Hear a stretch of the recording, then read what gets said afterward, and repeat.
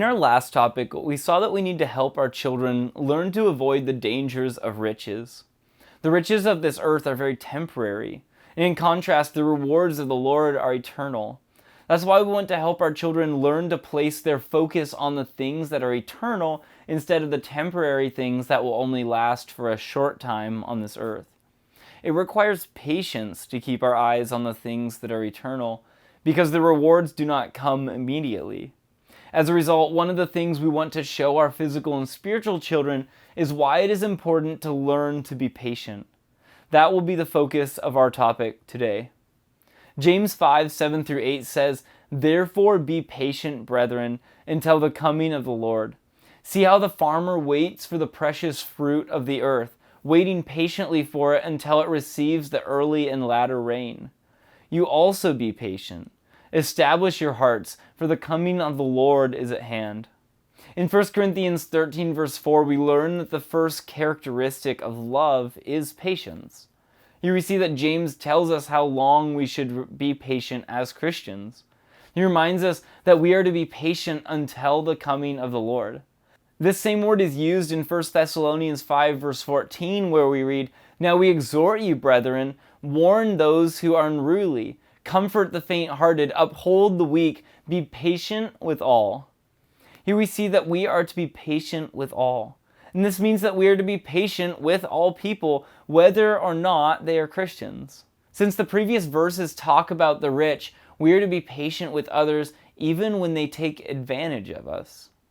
James gives us an illustration of patience. The illustration is of a farmer growing his crops. Christ used a similar illustration in Mark 4:26-29, where we read, "And he said, the kingdom of God is as if a man should scatter seed on the ground, and should sleep by night and rise by day, and the seed should sprout and grow, he himself does not know how. For the earth yields crops by itself, first the blade, then the head, after that the full grain in the head.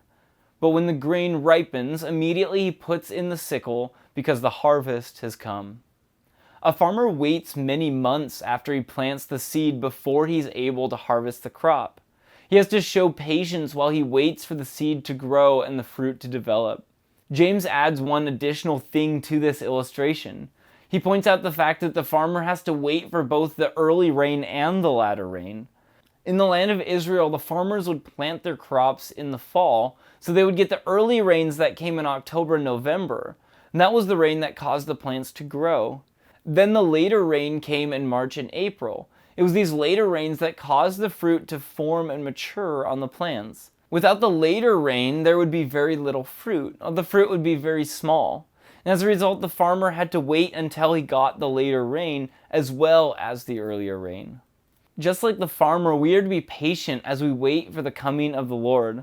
We also want to show our children how to serve the Lord as we patiently wait for him. Galatians 6:9-10 says, "And let us not grow weary while doing good, for in due season we shall reap if we do not lose heart. Therefore, as we have opportunity, let us do good to all, especially to those who are of the household of faith." Together with our physical and spiritual children, we want to look for opportunities to do good as we wait for the Lord to come. As we have mentioned in other topics, the word good means that which is good in its character and beneficial in its effects. We want to practice this goodness towards all people, whether or not they are Christians. This will help those who are not Christians to see love in action.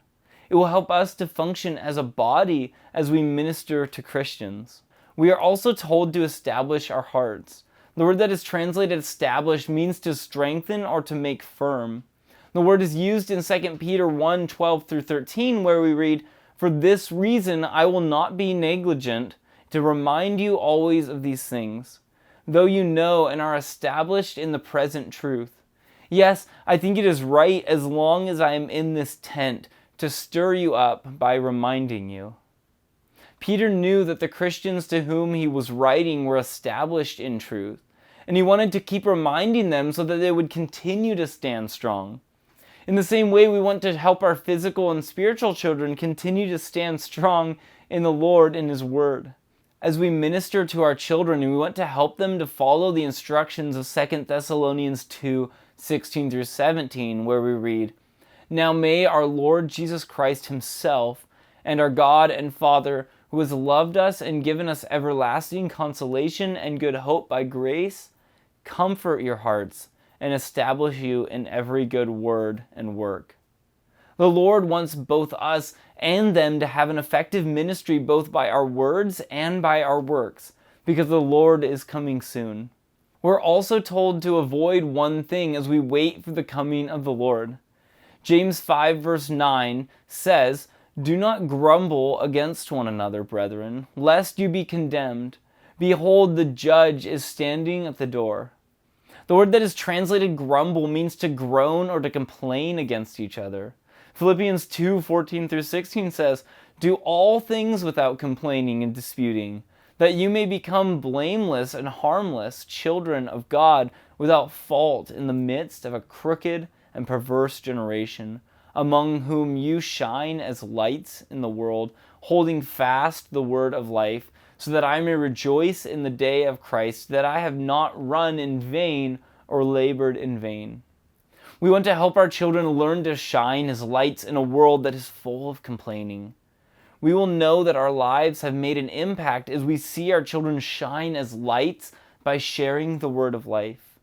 We are also given examples of people in the Bible who showed great patience. James 5:10 through 11 says, "My brethren, take the prophets, who spoke in the name of the Lord, as an example of suffering and patience. Indeed, we count them blessed who endure. You have heard of the perseverance of Job, and seen the end intended by the Lord, that the Lord is very compassionate and merciful." The first example we are given of patience would be the example of the Old Testament prophets.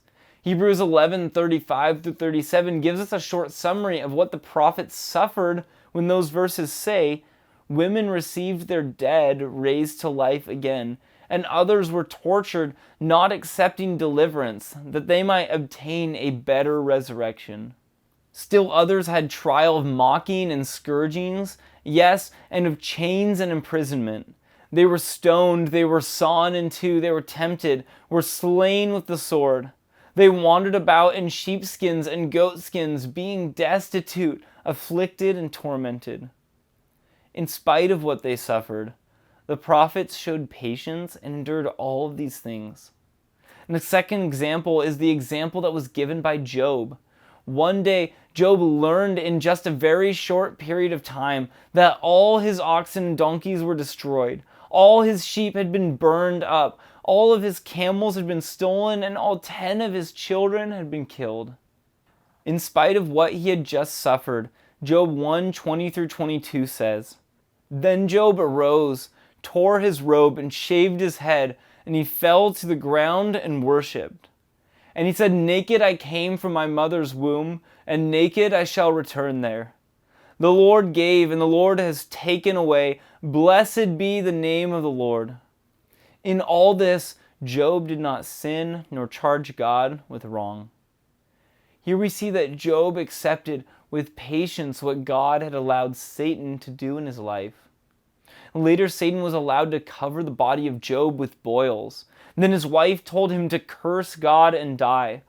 Job 2:9 through 10 tells us the words of his wife and how Job responded. Then his wife said to him, "Do you still hold fast to your integrity? Curse God and die." But he said to her, "You speak as one of the foolish women speaks. Shall we indeed accept good from God, and shall we not accept adversity?" In all this, Job did not sin with his lips. Here we see that in spite of what his wife had just said, Job showed patience by accepting the fact that he should accept adversity as well as good from God. After losing everything he had and having his wife turn against him, the friends of Job came to visit him. They sat for 7 days and said nothing. Then the next 35 chapters, they took turns telling Job that he must be a very sinful man for God to do such things to him. In fact, part of them even claimed to have received a message from God. In spite of all the words his friends had spoken against him, Job showed patience and did not blame God for his suffering. By what he did, Job gave all of us an example of patience, even in the middle of suffering. Instead, by the end of the book, we see that Job had learned that the Lord is very compassionate and merciful. James tells us one of the ways we can show patience and show our children how to show patience. James 5 verse 12 says, "But above all, brethren, do not swear either by heaven or by earth, or with any other oath, but let your yes be yes and your no, no, lest you fall into judgment." Here we see two ways in which we can provide an example of patience to our children. First, we can show patience by avoiding any oath, whether we try to back our words by anything in the heaven or the earth. Second, we can show patience by being people who keep our word. We are to be people who say yes only when we mean yes, and no when we mean no. Then we put our yes or our no into action by doing or avoiding what we said we would do or avoid. In this way, we are giving our children an example of how to practice patience in their lives. The world around us does not model patience, and it does not practice patience. Our physical and spiritual children will only learn to practice patience in their own lives as we give them an example to follow. As they see us model patience by waiting patiently, just like a farmer waits, refusing to grumble and complain about others, and following those who showed patience in the Old Testament, our children will see how to practice patience in their own lives. May the Lord richly bless you as you provide an example of patience for your physical and spiritual children to follow.